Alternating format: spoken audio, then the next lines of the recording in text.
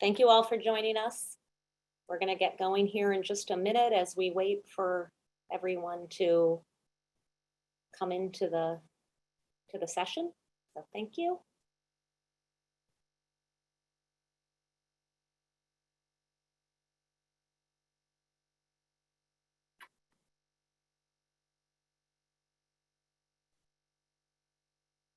Okay.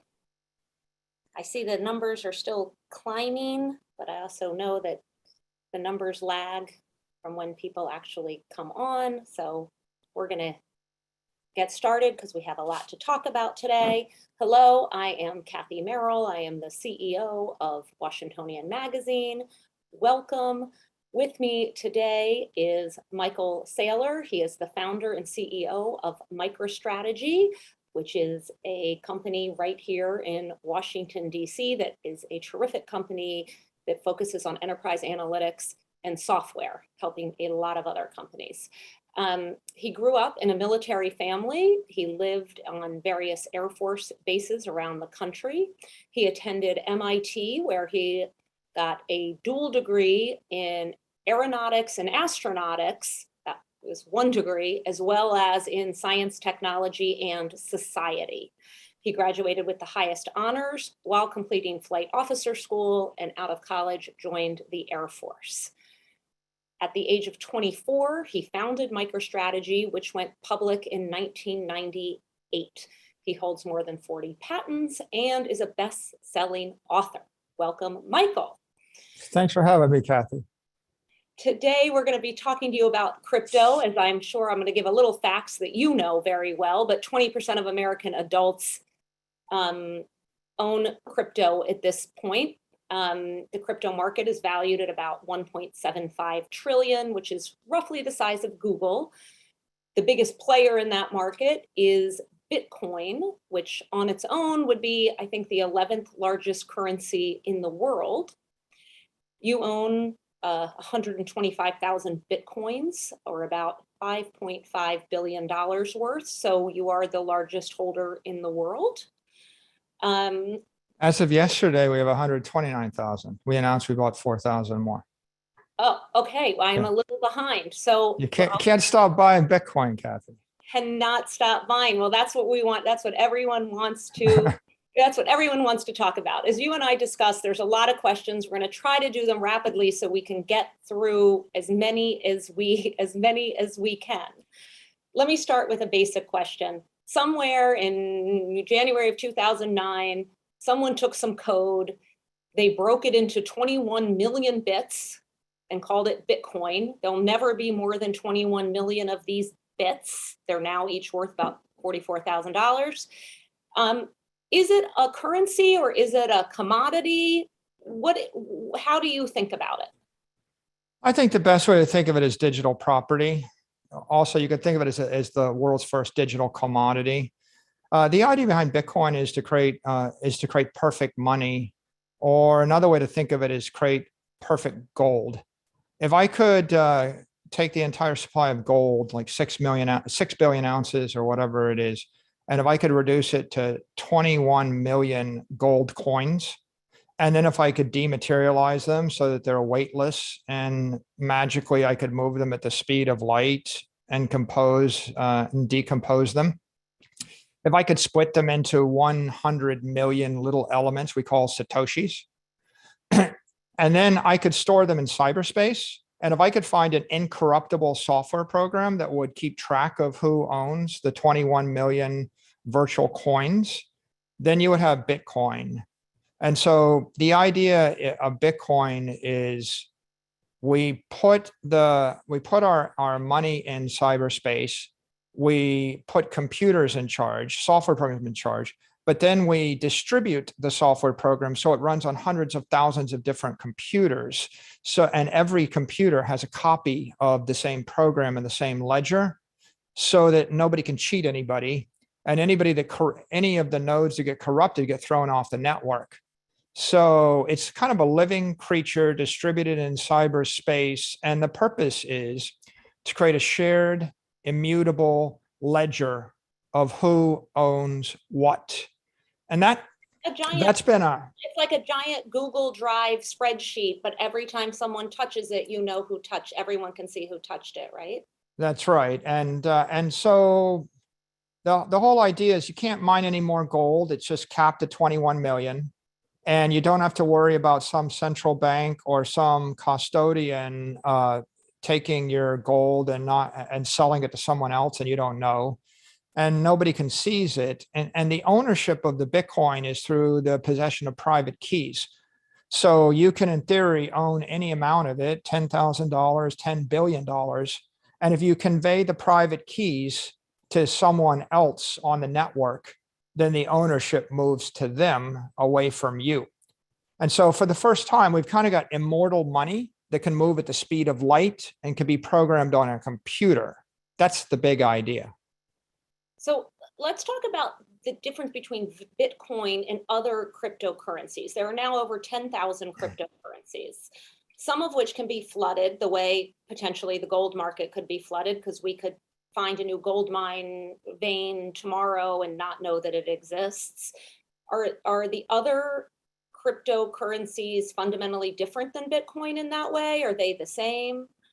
Bitcoin is the world's first engineered monetary system. And so the protocol is meant to do one thing really well: keep track of who owns everything forever without breaking in a secure fashion.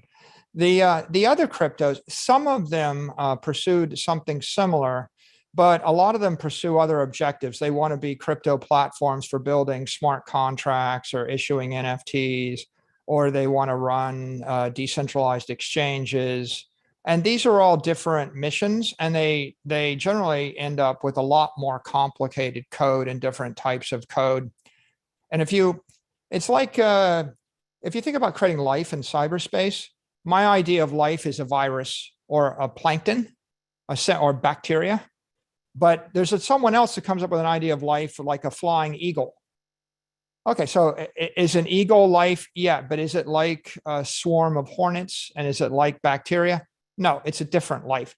So Bitcoin is engineered to be this base layer of the entire economy, the monetary network. And and the thing that's unique about it is that it's been copied, hundreds, thousands of times, and there have been 20,000 different cryptos that have been launched. The issue is which one is best suited to be the fundamental technical, ethical base layer of the cyber economy. And you didn't know for 12 years. You only know after you've attacked it 25,000 times and copied it 25,000 times, they've all failed or they're all different. It's like if I release bunny rabbits into Australia and they fill up this niche in the ecosystem, the small furry mammal. Okay, will it work? You don't know. But after 100 years, if bunny rabbits dominate that niche, then they own that niche and they have that part of the food chain. So Bitcoin today is the winner of this global struggle to see what will be the dominant digital monetary asset in the world. And what makes it unique is it's the strongest, it has the most energy, it has the strongest network, it has the most capital, it has the most support, it's the most robust protocol, it's the most unbreakable one, it's the one that's been tested the longest, the most indestructible one. And of course, the most well-known one is like the Coca-Cola of digital money. And so you got the strongest brand. So someone wrote in and asked if you owned other cryptocurrencies. And so it sounds like no, but is that true, or do you own them? No, I don't own any others. I think the Bitcoin is unique. I mean, Bitcoin is a property. It's like buying a block of Manhattan in cyberspace, cyber Manhattan. It's like Manhattan. And there's a million people that want to launch other cities. Like I have another idea for a city, but it's not Manhattan. So the risk of owning anything else is orders of magnitude higher. The return is orders of magnitude lower. I would liken all the other cryptos. They're like investing in small startups, right? Like there's Apple Computer, and then my cousin has an idea for a mobile app that's compete with Instagram. Okay, so there's like 100,000 mobile apps launched, and 99.9% of them all fail. And then one of them will be WhatsApp or Instagram and Snapchat. So you might get a Snapchat, but you'll probably get one of the losers. And it's not the same as investing in Apple stock, which is like holding the broad-based index of all mobile functionality. So Bitcoin is the risk-off asset in the space, right? It's the most certain thing. Everything else is a risk-on asset that has more security risk. You have to analyze it. There's more competition. There's more complexity. There's more regulatory risk. And if you're a specialist, like a venture capitalist, and you want to basically spend your full time analyzing the space, maybe you can invest in that space. But if any ordinary person said, okay, well, I'm 60, I want to retire, how do I allocate my assets? It's like, you own some land, maybe you own the S&P index, you own a little bit of stock portfolio. And then if you want to own a digital property, Bitcoin is the risk off digital property, own some of that. Right. And I'm not going to tell you to go investing in small startups. Yeah. So for, someone listening here who's got a sizable 401k, maybe, they've saved, they've owned their house, they maybe own some one-off stocks that they've picked themselves outside their 401k. Maybe they own a little bit of gold. Where does, in your world, Bitcoin or crypto fall into that? Is it like a little bit of gold, or you would convert a lot of your 401k to it, or? It's Bitcoin's property. $5 billion, Yeah. So let's just talk about why would you want to own property? If the money supply is expanding at 7% a year and you own property and it's scarce and desirable, your property will probably go up in value 7% a year. And that's the history of property for the past 100 years. So when you get to a point where you want to be invested, if you have money you want to save and give to your grandchildren, the least risky thing to do is put it in a scarce, desirable property that some affluent, intelligent person will want to buy from you in 30 years or 100 years. So Bitcoin fits that bucket, and it kind of competes with owning a building or if you wanted to have a second rental home, right? You would buy a second home and you would Airbnb it or you would rent it. And the benefit of that is you're kind of invested in property and you can maybe put a mortgage on it so you can leverage it up. And then the detriment is you got to maintain the home, and a storm might hit it. And then if nobody rents it from you or they trash it, right? Maybe you can't rent it at certain points in time if it's in the wrong place. So what if I could snap my fingers and convert your rental Airbnb apartment into a Bitcoin? I call it a digital virtual apartment. And then if I told you it could last forever, you don't have to repaint it, and then you can teleport it to any place in the world where anybody needs it for like the Japanese Olympics, or you can move it to the Cannes Film Festival, and you find the highest bidder. And then when they don't want it anymore, you bring it back and you teleport it to New York or Paris or London. So think of it as like your digital apartment that you can put a mortgage on and that you can rent out to the highest bidder, that you can also carry around in the palm of your hand and hold on an Android or an iPhone. Now ask yourself the question, how much of your portfolio do you want to have invested in that kind of property? And then maybe you want to invest in Facebook or Apple, or, you want to invest in a stock because you like that. Or maybe you want to speculate or gamble your money. So you go gamble some money, and then you have some money in a checking account because you got to pay your bills in the next 90 days. And so you divide your money that way. The checking account's least risky. The property is a little bit of risk, but not nearly as risky as investments in stocks. And then, of course, the speculations, the meme coins or the meme stocks or the gambling on the horse, that's very risky. And of course, one more point to make is the problem with holding $1 million of cash in a bank is that it has been losing 7% of its value a year for 100 years, but it's losing about 14 to 21% of its value now. So you're guaranteed to lose 90% of the money you have in the bank over a decade in an inflationary environment. So that's a built-in risk. It's a ticking time bomb. So that drives you to say, well, I got to put it in property, or I got to put it in investment, or I got to gamble it. And that's what I would say to an individual. So thank you. For those that don't follow that math, you're saying that currency, especially with inflation right now, is in decline. The dollar is worth less than it was worth 100 years ago. So yeah, let's talk about the issue of inflation. It's very important, incredibly important. The house that I live in right now is 305 times more expensive than it was in 1930. 305. That means that the dollar has lost 99.7% of its value in 90 years. Now, that actually, if you back calculate that, that implies that the actual inflation rate of the currency has been about 6.5 to 7% a year for 100 years. So the real inflation rate, if you're calculating the price, the rate at which things you want to buy go up in price, the real inflation rate for 100 years is 7%. The government published inflation rate is 2%. The difference is the government's tracking a consumer basket of goods and they make hedonic adjustments. So they're telling you that you should be happy in an 800 square foot apartment made of drywall watching Netflix, and Netflix hasn't gone up. But 30 years ago, they would actually calculate the price of a bigger apartment or the price to buy a house, but they don't do that anymore. And they're not calculating the cost to buy assets. So if you want to buy something like a house on the beach, well, housing went up in price 20% year over year, 19.2% according to the Case-Shiller index. And yet the government says that the CPI is only up 7.9%. So the inflation rate, if you already own a house or if you don't want to buy a house and you live in your parents' basement, is 7.9%. But the inflation rate, if you're a first-time home buyer, is 19.2%. So if you calculate, if you consider the rate at which the money is losing value, the answer you come to is the United States dollar's lost 99.7% of its value. It will lose 99.9% of its value over 100 years. And every other currency loses 100% of its value over 100 years. And your only hope to preserve your wealth is to convert that currency into a property. Like if you convert it into a house, you got a 305x return on your money, right? So just buy a house. But what's the problem with that? The problem with that is that Florida taxes housing and real estate at 2% a year. So if I convert $1 million of cash into $1 million house, I have to come up with $20,000 a year, and I lose the house in 50 years.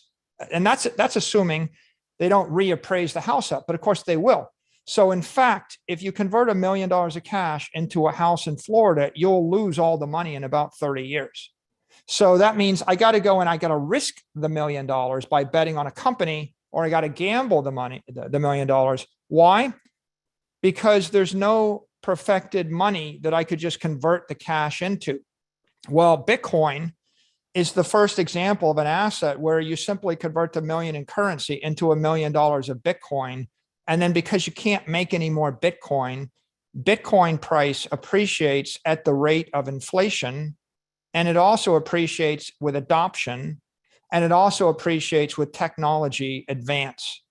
So people that are buying Bitcoin are saying, I don't want to gamble in the stock market. I don't want to gamble on meme coins. I'm sick and tired of being taxed to death on my real estate, right? The government is already confiscating and seizing all my property via tax and via sanction.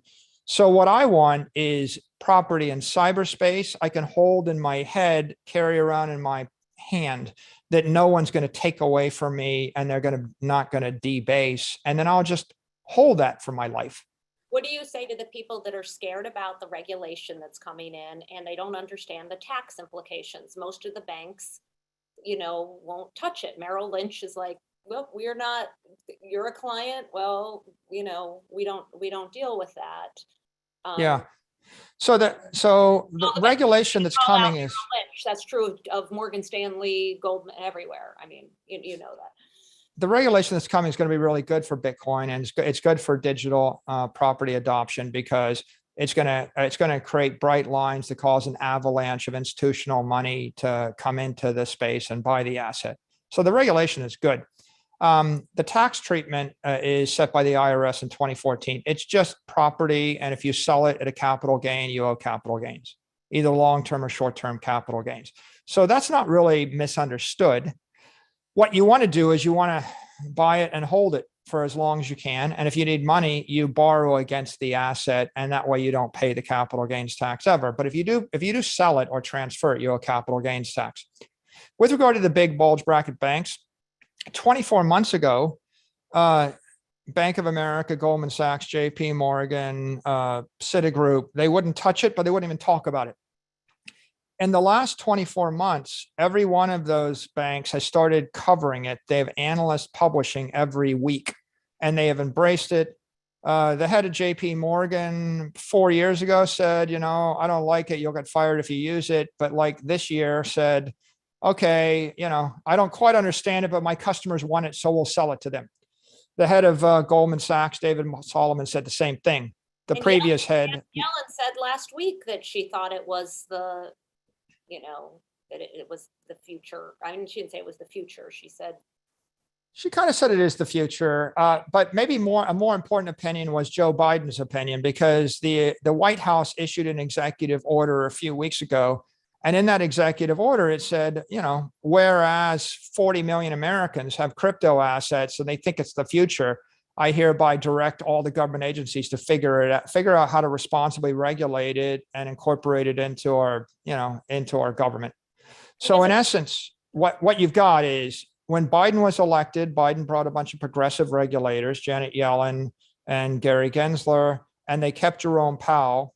All three of them are on record as saying, this is a digital asset. It may be speculative, but it's not going away. And we understand why people would want it.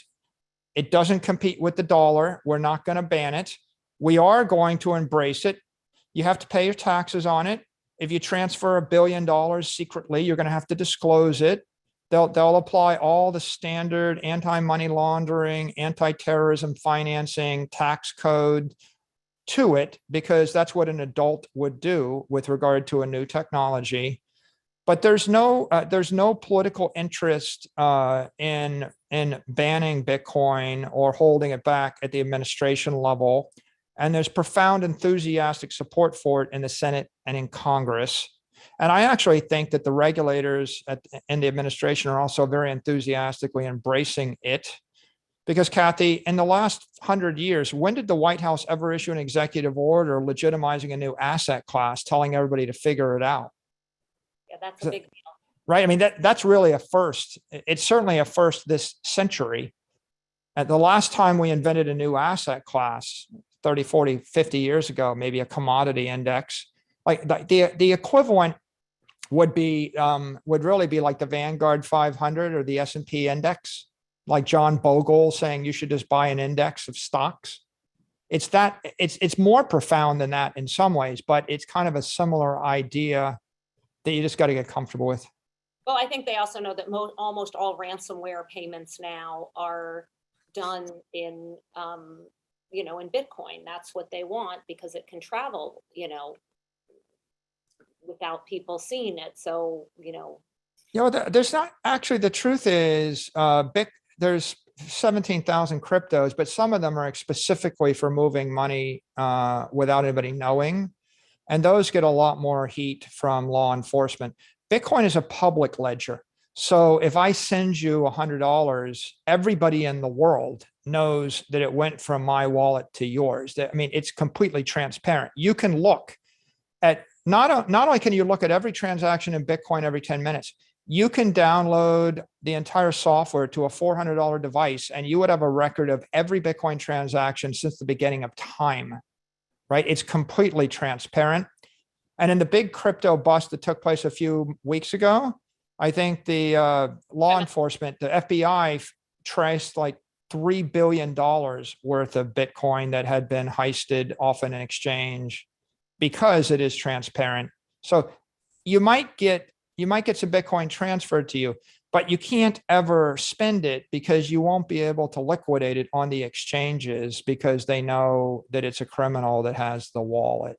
And so it's not really good for that. You would rather use gold or cash in that sort of situation. When you look at that blockchain of transactions, do you see it growing in the US or abroad? And have you seen it moving around Ukraine and that part of the world? Because people are trying, I know my Ukrainian friend her family can't get money out of the ATM there. So do you look at that code in those transactions? Well, I mean, you don't actually know where the like, for example, if I had $1 billion and I knew the private key is in my head, I could go anywhere in the world, right? The billion is sitting at an address. You don't know where I am. And I could send it anywhere in the world. I could actually move it anywhere in the world every second. So the point is, the money's not someplace. The money is in cyberspace, right? It's sitting in the ether. So I wouldn't think of it like that. But I maybe the more interesting question is, why is adoption of Bitcoin exploding right now around the world? And the answer is because it solves a problem that people are facing. And if you look at the key things that have happened, the bank system is seized up in the developing world, like in Lebanon and in Turkey and in Afghanistan and Iraq, lots of parts of Africa, lots of parts of South America. When the bank, Cyprus was an example, when the bank freezes, it basically freezes all your assets, and then it converts them from whatever the dollars are to local currency, and then devalues them. So the first driver is people don't trust the banks and they don't trust their local currencies. They're all collapsing. The second driver is the Canadian trucker crisis traumatized hundreds of millions of people, because the message there was, if you're an American citizen, and if the head of another country, Canada, disagrees with your politics, he can just seize your money, take it without a court order, without due process. So you're an American, and a Canadian politician just took millions of dollars overnight from you just because he wanted to. So that caused a bunch of people to think, I can't really trust a politician. And if I have the wrong politics, they'll just take my money, right? Wait, you don't trust politicians? When did that happen? Yeah, it's a while. So that the third thing was the Ukrainian war. And then all the banks in Ukraine froze, and people want to get out of the country, or they want to move and they can't get any money. Right. And then all the Russian banks froze and the Russian market froze. So you've got 300 million people with a bank crisis, a currency crisis. When that happened, the Russian currency crashed by 30%. And then the Ukrainian, Polish, Hungarian, and Turkish currencies all weakened. So everyone in that part of the world lost anywhere from 3 to 30% of all their wealth. And maybe they lost 3 to 30% forever of what they're going to have. So that's a big panic. Then what happened was the Russian sanctions, where the West basically seized $300 billion of gold and currency derivatives from Russia. And then they started seizing all the property of all the Russian oligarchs. And the mainstream media view is, yeah, we should do that, right? They're spoils of war. But the United States never declared war on Russia. So this is an example of one country not at war with another country, where citizens of the one country are having all their property seized by other countries without due process immediately. And so that means that everyone that has any assets anywhere in the world that thinks they might ever be in opposition to any politician anywhere else in the world is feeling very insecure about their property rights. Okay, so who might be concerned? Well, you start with the Chinese. They have $3 trillion worth of currency derivatives. So if they invade Taiwan, they lose $3 trillion. Or maybe if they just get in a diplomatic dispute over the South China Sea. So then you have the Emiratis, and you have all the Middle Easterners, and you have all the Africans, you have all the Asians and the Kazakhs, and you have all the South Americans. Everybody feels insecure about their assets. And so if you feel insecure, who can you trust? And if you can't trust your local currency, and if you can't trust your local bank, and if your building and sports team and boat and company stock is going to be seized because it's international, and everybody has international somewhere, right?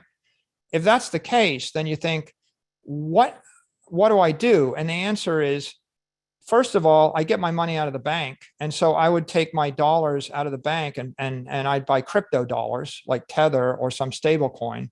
And then I want custodianship of it. I want custody. I want to hold it on my own phone.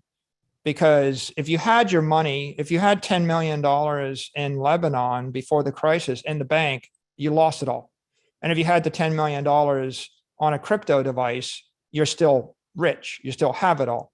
And so people are opting out of the conventional system. And then, of course, Well, what good is it to own a building in downtown Kiev or Moscow, right? I mean, you can't rent the building to anybody, right?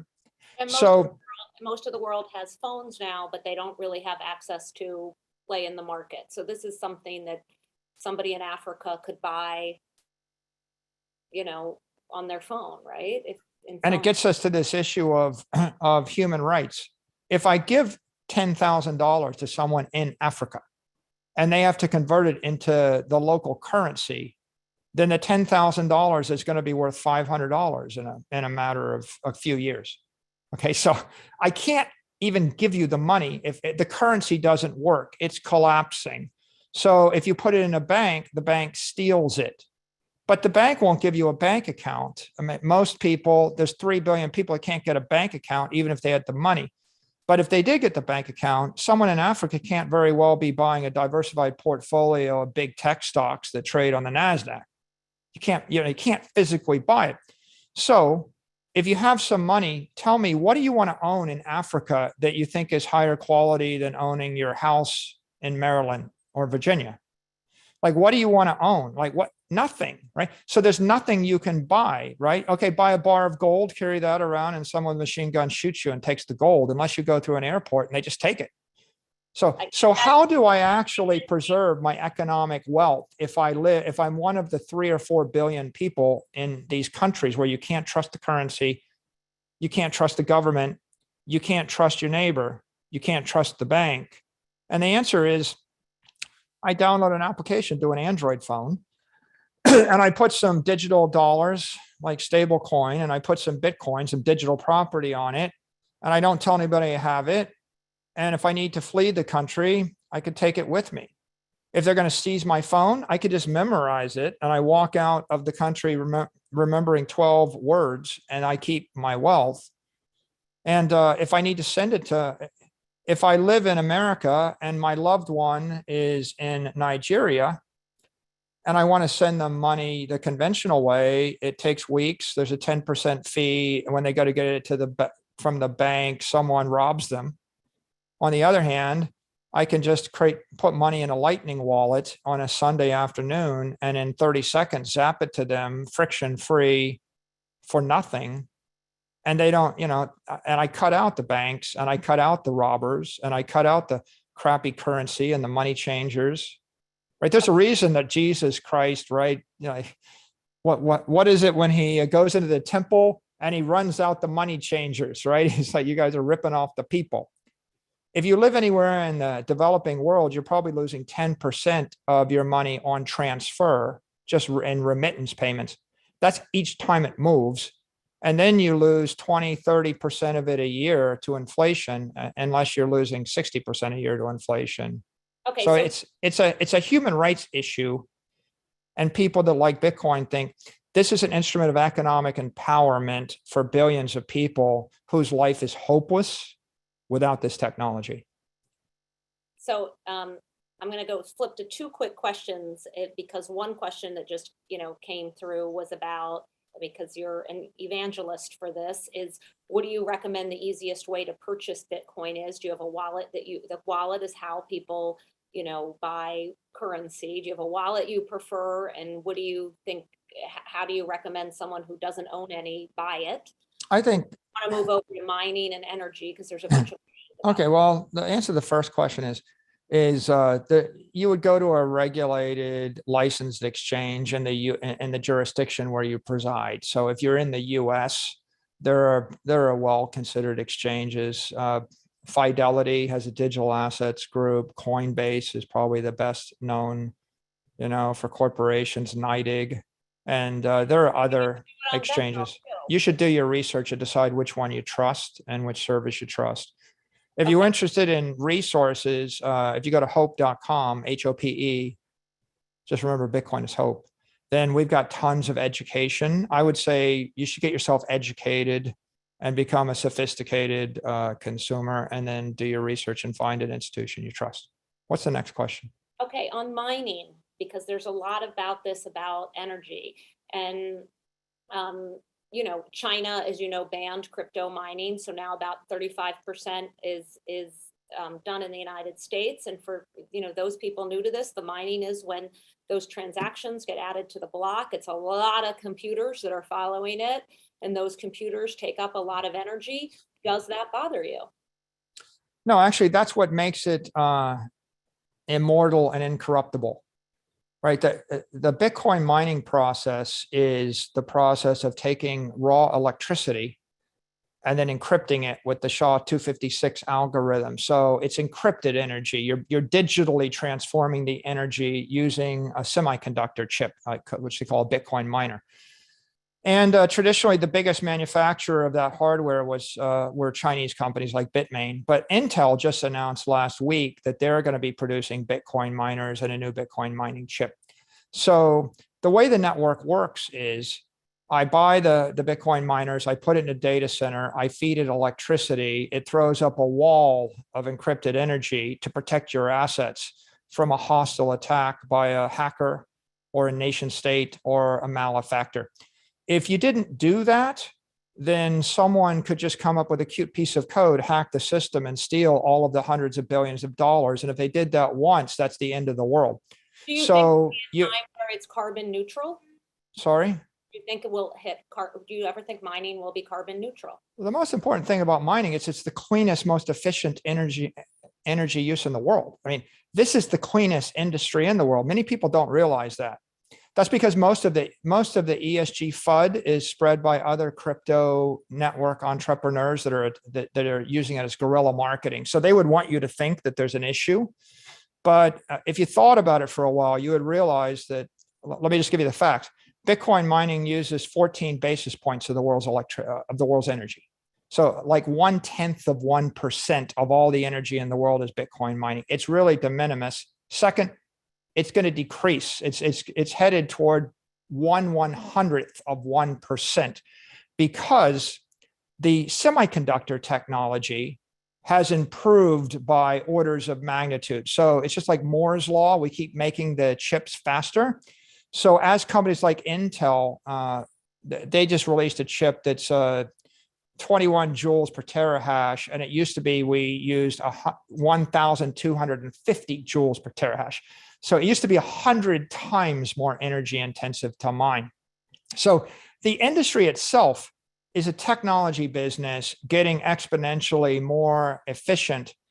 But if you look at the electricity used is 58% sustainable already, which means that is cleaner than the electricity in your Tesla, or is cleaner than all the energy used in planes, trains, automobiles, buildings, food, hospitals, national defense, banking. Every other thing in the world uses dirtier energy and more energy. So if you're really an environmentalist, and I told you, that 99.95% of carbon emissions come from stuff that's not Bitcoin. And Bitcoin energy efficiency is improving 36% a year. So it's neither the problem, nor is it the solution to any environmental concern. What it is an industry that uses encrypted energy in order to create an open, permissionless crypto asset so that it is ethically, technically sound. If I eliminated the energy, then I would have a security. And it's like in Fortnite, I would have a video game. In Fortnite or Roblox, I can move coupons around without using encrypted energy like Bitcoin uses. But you're trusting the board of directors of Fortnite or the board of directors of Roblox to not corrupt the currency and steal all your money. And since it's a company, no country is ever going to trust an American company to issue the currency that they run their world on, right? Plus, because it's a security, it's unethical for a public figure to endorse a security. So if you want to create a non-security, if you want to create a property, it has to be open and permissionless. The only way that we've ever figured out how to do that in the history of the world is proof of work mining, which is what the Bitcoin mining network is. So, it's not causing a carbon problem. It's not even a big energy user. It simply is a extremely efficient use of energy because you put about $2 billion worth of electricity into a network to create an $800 billion value. And if you compare that energy efficiency to $2 billion put into the airplane business, you realize that it's 1,000 times more expensive to fly an airplane around and get value from that as it is to keep track of or keep a digital asset secure. Okay, let me ask you about some of the things around on the outside of crypto, or I guess part of the new waves of crypto. You have 40 patents. Are you buying NFTs? No. Look, Bitcoin is scarce, desirable. It's basically a block in cyber Manhattan, and there's only going to be one, and there's no reason to think it won't be valuable 1,000 years from now. And when you buy it, you're buying 1/21 millionth of all the economic energy in the network, maybe all the economic energy that's ever going to be in the world, right? It's a very profound, deep, dominant network. NFTs represent crypto art, and they compete with physical art and sculpture and every other form of art. And it's still a fairly early embryonic business, but they're not particularly scarce. You can create 1 million, 1 billion, 100 billion different NFTs. I can write an algorithm to create them. So primarily they're art that has value because of the marketing of the art and other technicalities that have to do with the leverage that's used by those crypto networks to monetize them. But I don't see that. If I was going to buy art, I would buy all the Picassos. Yeah. Right. Like I would, and even then, like say you bought all the Picasso or all Leonardo da Vinci or something like that. Your bet is that the human race in 1,000 years will still value, in 19th century impressionist paintings. Right. And if that's your bet, there's a risk, but I think it's more likely the human race will value pure energy or pure money 1,000 years from now than it will value 19th century impressionists. They will have a place, but there's 1,000 years worth of other art to be created that's going to dilute that art in the culture. And so you're taking a risk. You're expressing a sentiment. Let me ask you another question. This came from the audience. In the simplest way, because I think it could get detailed, but what applications do you see for blockchain? Like that are outside of crypto? Blockchain's pretty exciting. How do you see it transforming other industries or other parts of society? I don't really think there's any other low risk, compelling, obvious application of blockchain right now. I think it's heavily marketed and hyped by people in the industry. The real compelling application of blockchain is a decentralized global crypto property that can replace gold as a non-sovereign bearer instrument store of value. And that's what Bitcoin is. And that's worth, as that spreads, that could be worth hundreds of trillions of dollars. So that is a big idea. All the other ideas are questionable, because any application you want to build, you could build with a website or a mobile phone as a company, and then you could just run it against Bitcoin.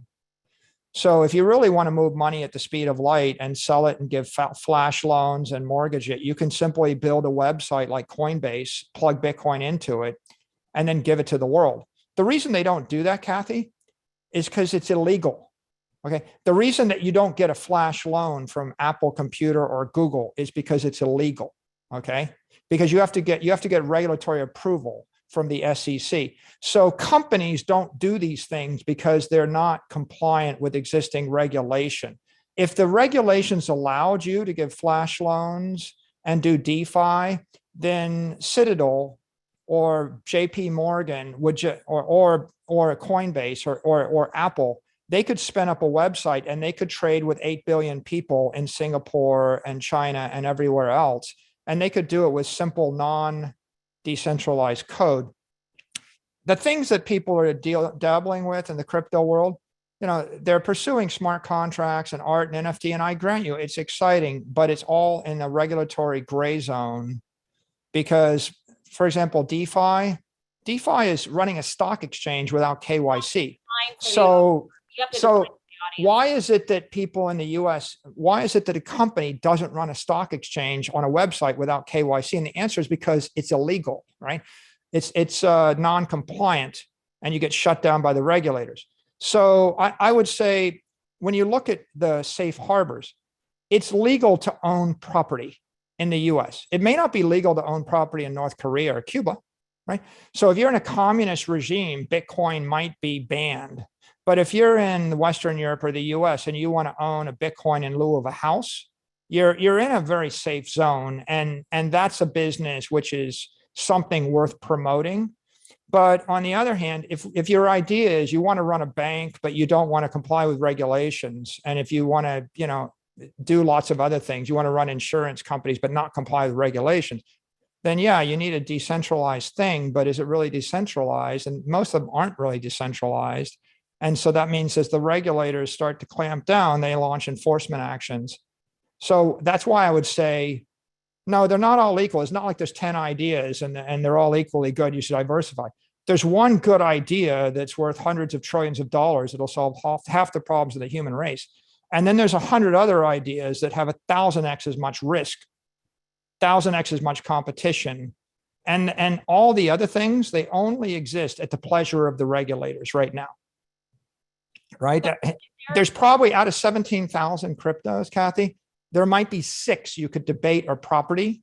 That means a commodity. There's one that we all agree on as a commodity. That's Bitcoin. There's 6 you could debate. The rest are all securities. And if they're all securities, they're all unregistered securities. Okay. And if they're all unregistered securities, that means that you really have to be a venture capitalist, and you have to parse the competition, the security risk, the regulatory risk, every other liability, and you're just wading into a very murky area of speculation.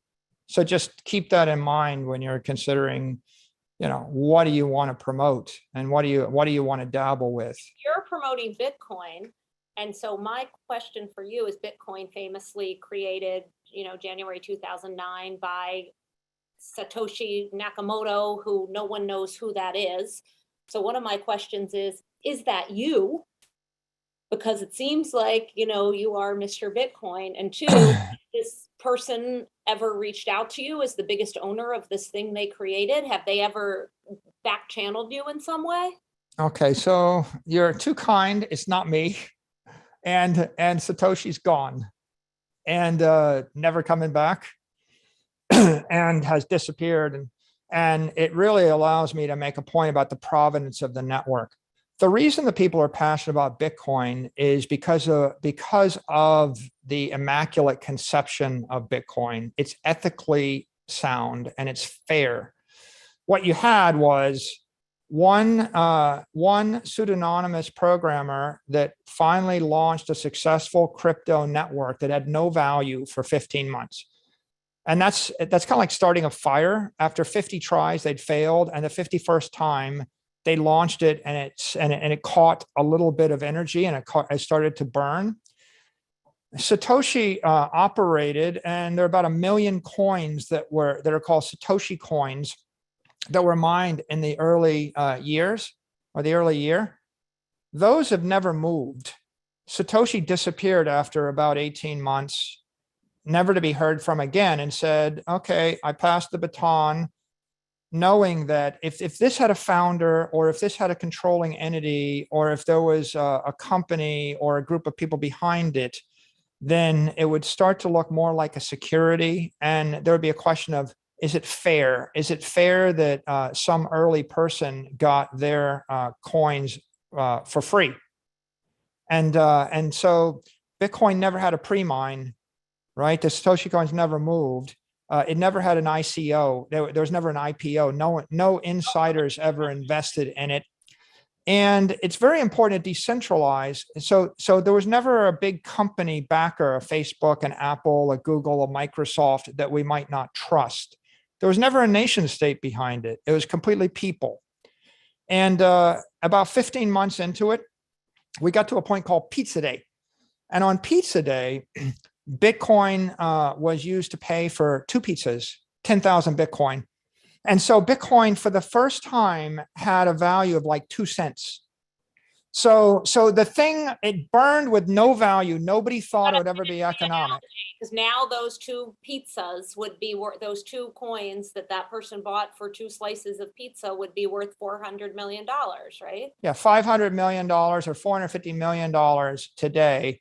But the point was, the people that got involved, they were hobbyists and idealists. And what they were trying to do was create this ideal organic life form in cyberspace that was fair and equitable. We say, wouldn't it be great if we could settle our differences in a fair and equitable fashion? So that's why, say, there was such pushback when Facebook was going to launch Libra. It's like, do we want a powerful company to create their own currency and then, push it down their network? It doesn't seem fair, right? But with Satoshi gave a gift to the world, a fair gift. And the fact that Satoshi disappeared and the coins never moved and the stuff never had value, it means that everybody that ever joined the movement joined it on equivalent, equitable basis, right? No one had an advantage. Everybody had to take either exponentially more risk or they had to pay exponentially more money. And there was nobody that controlled it. And what that meant was no one could corrupt it. And what's really critical about Bitcoin is the fact that that monetary policy, 21 million coins, and that expectation, that block size, 1 megabyte block size, that's the same today as it was on Pizza Day when it was worth a penny. And it's very important, because if you're going to ask me, am I willing to risk $1 billion for 100 years? Well, if you're going to bet $1 billion for the next 100 years, you don't want a piece of software that somebody just shipped last month, or that they're going to fix next year, or that they're changing or tinkering with, right? You really want to know that this thing is not going to change. It's past the test of time. It's got a community that's idealistic, and they're going to fight to protect it from corruption. And there can't be any one personality, because there's one person that becomes a liability as opposed to a feature. You are one person and you are betting billions. So let me ask you some personal questions, okay? Sure. One, do you tweet yourself or do you have a team that tweets? Oh, I tweet myself. Okay. It's all me, Kathy, like all me, all the warts and all. This morning I tweeted, Bitcoin is my daily tweet. Okay. Right. Do you have a goal in mind for how much Bitcoin you want to accumulate? Is there a number in your head? No, the way I look at it is, when we generate cash flows or we come across cash, if I hold it, it's going to lose 10 to 20% of its value a year. So I convert it into a stronger asset, which is Bitcoin. So we will just keep sweeping our cash flows into Bitcoin forever. Okay. Tomorrow is Nat's opening day. If you had a walkout song, what would it be? Eminem, Lose Yourself. Okay. Do you have a favorite TV show right now that you're watching? No, I don't have a favorite one. Tell me one book that had a huge impact on you. The Bitcoin Standard caused me to buy billions of dollars of Bitcoin. Okay, I know you're a pilot. I know Elon Musk has a spaceship. I know you know him. Are we going to see you in space? Maybe one day, we'll see. Okay. What have you used? What was the last thing you bought with cryptocurrency? I don't think you should buy things with cryptocurrency. I think you should buy cryptocurrency with things. So the best idea is, if you had cryptocurrency, in this case, Bitcoin, if you have Bitcoin and you want to buy something, you're better off to take a loan against it and create an account of dollars or pesos. And then you should sell the currency for the thing, or trade the currency for the thing you want to buy. And you ought to accumulate the property and hold it forever. What is the home screen wallpaper on your phone, and is it orange? It's not orange, it's blue, and it's a picture of Dubrovnik and Croatia, the Mediterranean Sea. Before it was bombed, a beautiful, beautiful, a beautiful city. Okay, one, best concert you ever went to. Most people don't know this. You're very, very musical. You play yourself. You're a musically inclined person. Best concert you ever saw? I think I really enjoyed seeing Sting at Wolf Trap play up close and personal. And finally, if the government asked you to serve, if they said, look, we need someone to regulate all this crypto and all this, and someone who knows it in depth, would that be something that we could see from you? Above my pay grade, I'm just a humble private citizen. Okay. I think I'll let career regulators and career politicians handle the regulation and the politics. I think I'm just going to educate and advocate. But hopefully you'll lend them your brain. Thank you for sharing it with us. There are so many more questions that I didn't get to and that people sent in. But it is a huge subject for an hour, and thank you for giving it to us. I know you're off to speak at the Bitcoin conference, which is attracting a ton of people. So good luck on your speech on that. And thank you. Thanks, Kathy. I mean, I would say to the audience, if anybody wants more information, remember hope.com.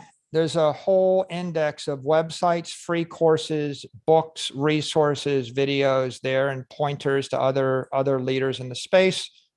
You feel free to follow me on Twitter. I post interpretations of regulatory developments, market developments, technical developments in the entire crypto economy every day. If you're interested, there's the Saylor Academy, Saylor.org has a free Bitcoin for Everybody course. It's 12 hours. It's free. Anybody can take it. And I think the best way to communicate this is, think it's like 1900 and someone invented electricity. And they came in your town, they said, we've got this new thing called electricity, and we think it's going to be in hospitals and cars and planes and trains and boats and government and schools, and we're going to teach classes on it. And you're trying to figure out, what does it mean to you? And the answer is, yeah, maybe it's scary and maybe it's exciting, but it deserves your attention. So treat it with respect and spend some time to educate yourself on it, because it's all those things. And I think the society had 30, 40 years to figure out electricity. I think it'll be a decade with people figuring out what Bitcoin is, because Bitcoin in its purest form is digital energy and electricity is electrical energy. So if you have digital energy and you didn't expect to ever see it in your lifetime, it's a paradigm shift, and it means different things to different people. And it's extraordinarily exciting. It's also scary. It's also complicated. Right. And I would say everybody can benefit from it, but it's such a novel thing that you probably have to spend some time to wrap your head around it in order to get the fullest value from it. Okay. Hope.com, Saylor Academy. That's the place to tune in. Thank you. Thank All you. the best, everybody.